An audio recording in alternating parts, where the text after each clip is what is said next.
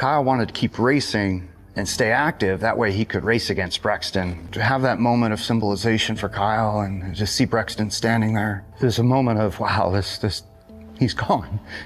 And we're not going to get him back. Kyle Busch was NASCAR's winningest driver of the modern era, a two-time Cup Series champion, and by every measure, the most dominant presence the sport's 3 national series had ever produced. Then, in the span of 11 days in May of 2026, an illness that started out looking like nothing more than a stubborn cold took his life at the age of 41. His older brother, Kurt Busch, had spent almost 30 years standing across the garage from him, as a rival, a mentor, and finally, as a fellow NASCAR Hall of Famer.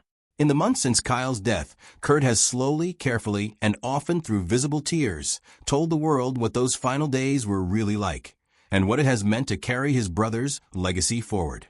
This is what he's actually said. To understand why Kurt Busch's grief has resonated so widely across NASCAR, you have to understand what these two brothers built together. Kurt and Kyle grew up in Las Vegas, in a family shaped entirely by racing. Their father, Tom Busch, worked as a mechanic, and both boys were around cars and engines from the time they could walk. Kyle actually served as Kurt's crew chief when the two of them raced dwarf cars as kids, long before either one had a national reputation. Kurt made it to NASCAR's top level first, and Kyle followed a few years later. And what developed between them was one of the most complicated sibling dynamics the sport has ever seen. Part mentorship, part fierce, sometimes bitter rivalry. That rivalry was real, and at times it got ugly. During the 2007 All-Star Challenge, the brothers collided while fighting for $1 million prize, and the fallout was serious enough that the two didn't speak for months afterward. It reportedly took their grandmother stepping in to get them back on speaking terms. But underneath the competitiveness was something more durable, and it showed itself again and again over the following 2 decades. When Kurt announced his retirement in 2023, Kyle posted a heartfelt tribute of his own, telling his brother how proud he was to have had a front-row seat to his career. By the numbers, what the Busch brothers accomplished together is still unmatched. Between them, they became the winningest siblings in Cup Series history, and they remained the only pair of brothers to each record at least 30 Cup victories individually. That shared history is part of why, when Kurt was voted into the NASCAR Hall of Fame in January of 2026, it felt like the natural continuation of a story the two of them had been writing since they were kids racing big wheels in the driveway. Kyle was there for it, and by all accounts the two of them shared one of the proudest nights of their professional lives together. Neither of them could have known that just a few months later, Kurt would be the one standing in front of cameras trying to explain how his younger brother was suddenly gone. By the time Kyle's death changed the shape of that story, Kurt had already stepped away from full-time competition. He closed out his own driving career in 2023, a run that spanned more than 2 decades and included dealing with the lingering effects of a serious crash back in 2015. Rather than disappear from the sport once he stopped driving, Kurt shifted into a mentorship and ambassador role, eventually becoming a team owner and one of the garage's elder statesmen. That meant that for Kyle's final stretch as a driver, Kurt was watching mostly from the outside, the same way millions of fans were trading a helmet for a headset, a seat in the booth instead of the driver's seat. He still showed up at the track. He still offered advice when Kyle wanted it. But for the most part, in those last couple of seasons, Kurt was a spectator like everyone else, right up until the week that changed everything. The way Kyle Busch's final days unfolded is part of what has made this so difficult for everyone close to him to process, because from the outside, almost nothing about it looks serious. In the second week of May 2026, while competing at Watkins Glen, Kyle mentioned he was dealing with what seemed like a sinus infection or a bad cold. It was mild enough that he simply asked for a shot from a team doctor after the race and kept moving through his schedule as if nothing were wrong. And that's exactly what he did. Kyle kept racing. He won a Truck Series event at Dover on May 15th, extending a record he already held as the winningest driver in that series history. He competed in the NASCAR All-Star race a few days later, which would end up being the final National Series event of his career. In between, he was still showing up for the parts of his life away from the track, including appearing at the opening of a go-kart facility with his son. To everyone watching, He looked like a busy driver managing a minor cold during one of the sport's busiest stretches of the year, in the run-up to the Coca-Cola 600. Then, on May 20th, while testing in a racing simulator in the Charlotte area, Kyle became seriously ill. He was hospitalized that evening. His family's public statement the next morning said only that he had been admitted for a severe illness and would not be competing that weekend. 7 hours later, NASCAR confirmed that he had passed away. The suddenness of that turn is what shook the entire garage. A driver who had been racing and winning 6 days earlier was gone before most fans even understood how sick he actually was. A few days after his death, the Busch family released a fuller explanation. According to that statement, medical evaluations found that severe pneumonia had progressed into sepsis, triggering rapid and overwhelming complications. A death certificate later, obtained by reporters, filled in more of the picture. Kyle had reportedly been showing signs of bacterial pneumonia for days to weeks before the infection turned into sepsis, which then led to a dangerous blood clotting disorder and, ultimately, hemorrhagic shock. For a family that had spent decades around a sport defined by visible physical danger, the idea that an illness that started out looking like a cold could take Kyle's life within about 11 days was almost impossible to accept. That disbelief is exactly what would come pouring out of Kurt once he was finally ready to speak. Kurt did not speak publicly right away. For more than 2 weeks after his brother's death, he stayed almost entirely out of view, a silence that in hindsight looks less like distance and more like a man trying to figure out how to put words to something that didn't make sense to him yet. When Kurt finally posted on Instagram on June 8, 2026, he did it alongside a collage of old family photographs spanning decades. He thanked fans for the outpouring of support and reflected on childhood memories of racing anything the two of them could get their hands on, from big wheels all the way up to NASCAR's biggest stages. He described their relationship as something that went well beyond competition, the two of them pushing, challenging, and learning from each other over the years. Kurt wrote that no trophy or championship could measure the impact Kyle had on his life, and he closed the post with a line that fans and fellow drivers immediately picked up and repeated across social media. His heart was broken, but he knew his brother's spirit would always ride with him. He signed off simply, telling Kyle to rest easy. It was a short post, but the timing and the tone told their own story. 2 weeks is a long time for a public figure to stay silent after a loss this significant, and it suggested Kurt needed that time just to process what had happened before he could describe it to anyone else. Kurt's first public appearance, tied to his brother's death, came just days after Kyle passed, at the Coca-Cola 600 on May 24th. What was supposed to be an ordinary Memorial Day weekend race turned into something closer to a public memorial. NASCAR's leadership led a tribute before the race, with Kyle's widow Samantha, his children, his parents, and Kurt all in attendance. The pre-race ceremony included a moment of silence and a rendition of Amazing Grace performed on bagpipes, and it was there, standing with his family, that Kurt had to fully confront the scale of what had happened in front of tens of thousands of fans. That appearance mattered because it set the pattern for everything that followed. Kurt didn't retreat from the sport after his brother's death. He kept showing up at races, at tributes, in interviews, even as it was clearly still difficult for him.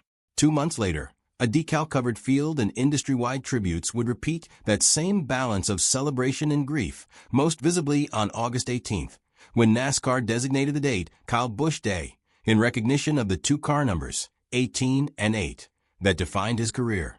Samantha Busch gave her blessing for the day, and NASCAR dedicated a full day of programming to Kyle's career across its network, along with tributes at that week's race in New Hampshire. The most detailed public account Kurt has given came later in the summer, when he sat for his first formal interview about Kyle's death as part of a NASCAR docuseries called NASCAR Americana on USA Network. Speaking beforehand on a NASCAR-focused podcast, Kurt explained that he'd learned about his brother's death while overseas racing in England, and that the production of the docuseries itself changed after the news broke. What had been planned as one thing became something else. An early chapter of NASCAR Americana ended up centering on racing families, including the Pettys, the Earnhardts, the Allisons, and now the Busches, with Kurt's segment serving as his first real sit-down conversation about losing his brother. In that same conversation, Kurt talked about the ongoing responsibility he now feels toward Kyle's family, describing how the focus for him and Samantha has been keeping Kyle's son, Brexton, connected to the things he loves, staying close to his friends, staying around racing, being allowed to still be a kid in the middle of an enormous loss. It's a small detail, but it says something important about how Kurt has approached his brother's death in public.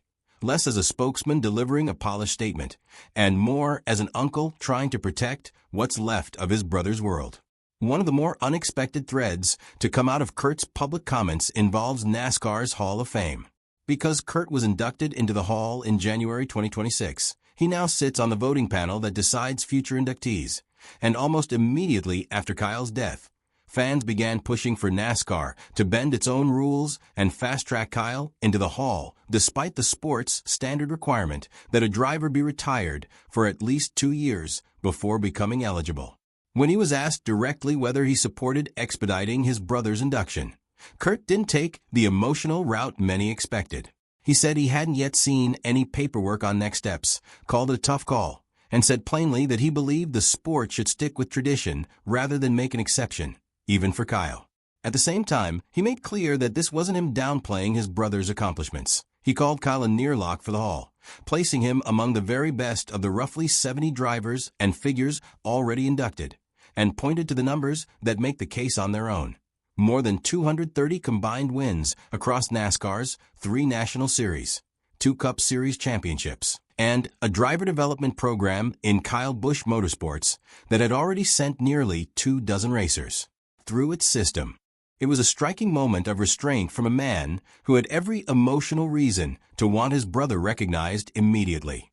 But it also revealed something about how seriously Kurt takes the institution he now helps oversee, and how he's tried to separate his role as a Hall of Fame voter from his role as a grieving older brother, even when the two pull in opposite directions. What makes Kurt's role in all of this so unusual is that he hasn't just had to grieve privately. He's had to do it while the entire sport keeps building new moments of remembrance around his brother, and he keeps being asked to stand at the center of them. Mars, the candy company that sponsored Kyle for 15 seasons at Joe Gibbs Racing with the instantly recognizable M&M's paint scheme, returned to the team in August to run that same scheme one more time, on a car dedicated to Kyle's memory.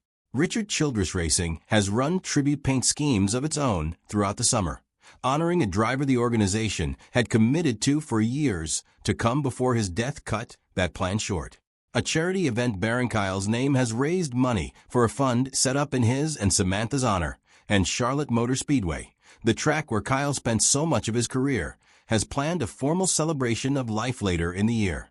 Each of these moments puts Kurt in the position of being both a griever and a public face of the family's response. The person reporters turn to for a quote, the person fans expect to see standing trackside when a tribute unfolds. It's a role he didn't ask for, and by his own account, it's one that keeps surprising him with how hard it still is, months after his brother's death, to hear the tributes and not feel the full weight of the loss all over again. Kurt wasn't the only person close to Kyle trying to make sense of how quickly everything happened. Dale Earnhardt Jr., who spent years as one of Kyle's fiercest on-track rivals before the two developed a genuine friendship built around short-track and late-model racing, revealed on his own podcast that he had been texting with Kyle the day before he died.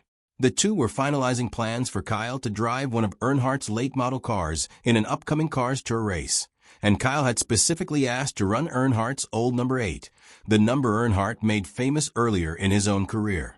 Their last exchange ended on a lighthearted note, with Kyle sending a head-exploding emoji and the phrase "race fans," a sign-off Earnhardt has since said became almost unbearable to think about once he learned what happened the next day. Richard Childress, the team owner who guided Kyle through the final chapter of his Cup Series career at Richard Childress Racing, offered his own emotional reflection in the weeks that followed, describing a phone call with Kyle the night before he was hospitalized that gave no hint anything serious was unfolding. Childress has compared the loss to that of Dale Earnhardt Sr., whose fatal crash at the 2001 Daytona 500 he also lived through as a team owner, saying it's been almost impossible to process losing two of the greatest drivers the sport has ever produced under his own roof. Samantha Busch, Kyle's widow, broke her own silence just a few days before Kurt did, posting a statement on Instagram in early June thanking fans for the prayers, messages, and support that had carried the family through what she described as the most heartbreaking days of their lives. That message, grateful but unmistakably raw, has echoed through nearly everything Kurt has said publicly since, including his own repeated emphasis on protecting Samantha and the kids as the family tries to move forward. Understanding why Kurt's grief has resonated so widely across the sport requires understanding exactly what was lost. Kyle Busch didn't just have a good career. He became the winningest driver across NASCAR's 3 national series combined, with 234 total victories spanning the Cup Series, what is now the Xfinity Series and the Truck Series, a number that puts him, and likely keeps him, at the very top of that all-time list. He holds a record for most wins in both the Truck Series and the Xfinity Series outright, and his 63 Cup Series victories rank among the best in NASCAR history. He won Cup Series championships in 2015 and 2019, plus 2 regular season titles, and he recorded at least 1 Cup win in 19 consecutive seasons, a run of sustained dominance that very few drivers in any era have matched. Beyond his own statistics, Kyle built Kyle Busch Motorsports into a genuine proving ground for the next generation of NASCAR talent, mentoring young drivers the way older competitors once guided him. NASCAR's own leadership has said publicly that what people will remember most isn't just the win total, but the quieter side of Kyle, a driver who was known, away from the cameras, for helping a teammate or offering advice without needing credit for it. That's the legacy Kurt has taken it upon himself to protect and represent. Every public appearance since May, the Instagram tribute, the NASCAR Americana interview, the careful, deliberate comments about the Hall of Fame, reflects a man trying to honor his brother's memory with the same steadiness Kyle was known for on the track, even while clearly still working through the shock of how quickly it all happened. Grief like this doesn't arrive once and then fade. Kurt has described it as something that keeps catching him off guard, whether it's an old photograph, a race broadcast, or simply watching his nephew climb into a race car the way Kyle once did as a kid in Las Vegas. There's also a cruel timing to all of it that Kurt has had to sit with in public more than most people ever have to in private. Just months before Kyle's death, the 2 brothers had shared one of the happiest nights of their professional lives together, standing side by side as Kurt was inducted into the Hall of Fame. Photos from that January night circulated again in May, this time under very different circumstances. A joyous induction followed only a few months later by a sudden funeral is part of what has made this entire year so difficult for the extended Busch family to process.